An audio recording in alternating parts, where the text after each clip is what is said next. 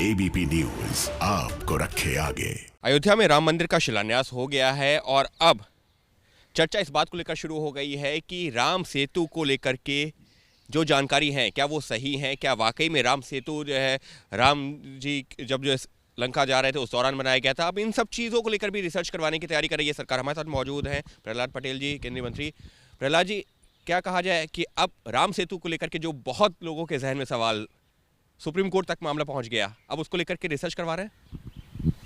Supreme court ने पहले ही जब कहा गया था तो कांग्रेस की सरकार के समय जो शपथ पत्र था उस समय राम सेतु को तोड़ने की बात थी।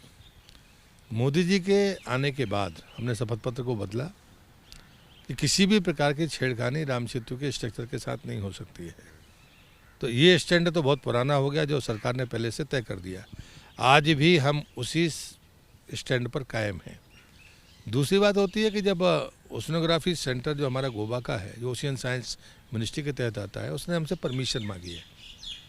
एएसआई से नहीं, हमारी एक हाई पावर कमेटी होती है जिसमें आर्कोलॉजिस्ट भी होते हैं, ओशियन साइंस के साइंटिस्ट भी होते हैं और भी तमाम एक्सपर्ट्स होते हैं।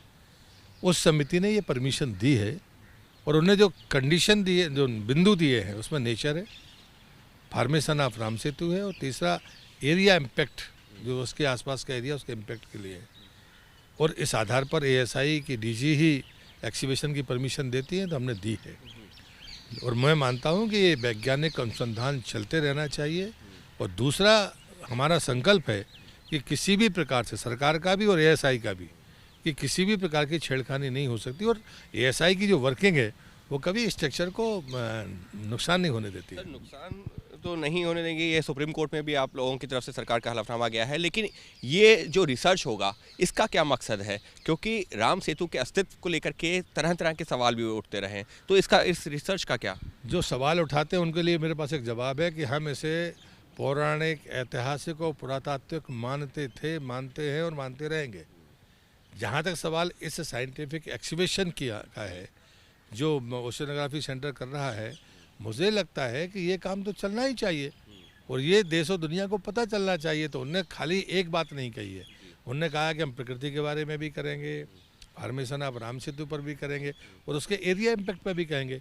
तो वहाँ पर जो रेयर मिनरल्स आते हैं वो राम सेतु के कारण आते हैं, तो ये चीज़ें भी सामने दुनिया के आनी चाहिए। लेकिन सर, इन तीनों चीज़ों में जो बार बार रह करके सवाल उठता है, फॉर्मेशन ऑफ राम सेतु, क्या इससे वो पता लगाने की कोशिश होगी कि कितने साल पहले राम ने जब लंका पे चढ़ाई की थी उस दौरान ये बनाया गया था? क्या ये सारे तथ्य भी निकल के सामने? मुझे लगता है कि ये बात इंस्टीट्यूट ही बता पाएगा। ओशियन साइंस के तहत बहुत सारी रिसर्च होती है, तो एक बार रिपोर्ट आने दीजिए, फिर अपन बात करेंगे। यानी साफ तौर पर एक रिसर्च होगी। रिसर्च का मकसद यही है कि फॉर्मेशन ऑफ राम सेतु, उसके अलावा उसका आसपास किस तरीके का इम्पैक्ट है, ये सारे मुद्दों पर रिसर्च होगी। लेकिन निश्चित तौर पर जो अनुमति दी गई है उसमें जो सबसे इंपॉर्टेंट चीज़ है वही है फॉर्मेशन ऑफ राम सेतु। और फॉर्मेशन ऑफ राम सेतु को लेकर के सरकार का ये कहना है कि अभी इस पर रिपोर्ट आएगी तब ज़्यादा बेहतर तरीके से बताया जा सकता है। लेकिन निश्चित तौर पर अब कोशिश है ये पता लगाने की भी कि अगर उस दौरान जो है, जैसे कि जो है कथाएँ हैं, जैसे कि रामायण में जिस चीज़ का जिक्र है कि राम जो है जब सीता जी को लेने के लिए अयोध्या से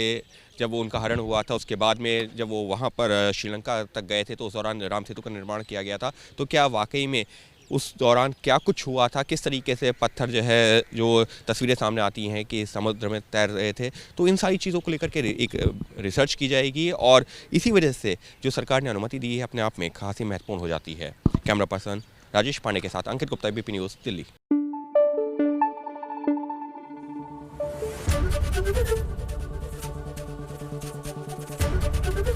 एबीपी न्यूज आपको रखे आगे।